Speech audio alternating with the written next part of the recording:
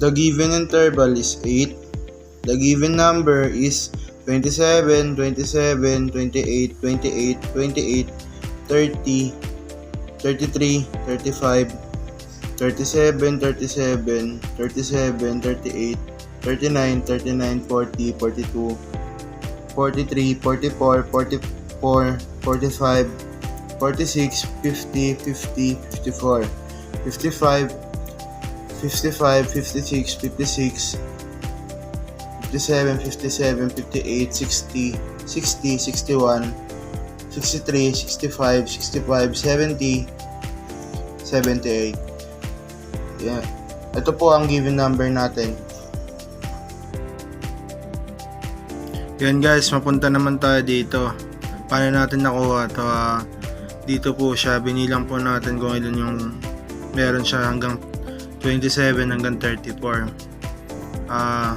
27 to 34, bibilang natin 1, 2, 3, 4, 5, 6, 7, 8, 9, 10 pala.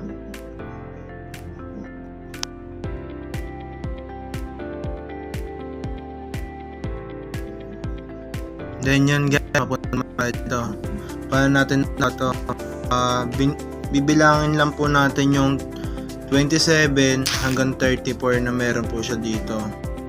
Okay, 1, 2, 3, 4, 5, 6, 7. Bali 7 po. Ilalagay po siya sa tali. Yan po. Then, magbibilang tayo 35 to 42. 2, 3, 4, 5, 6, 7, 8, 9. 9 po. Ayan po. Nilagay ko po sa tali 9. Kasi 9 po yun, nandito siya. Tapos sa 4350, ulit natin siya.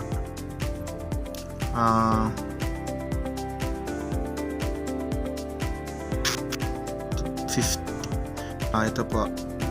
1, 2, 3, 4, 5, 6, 7.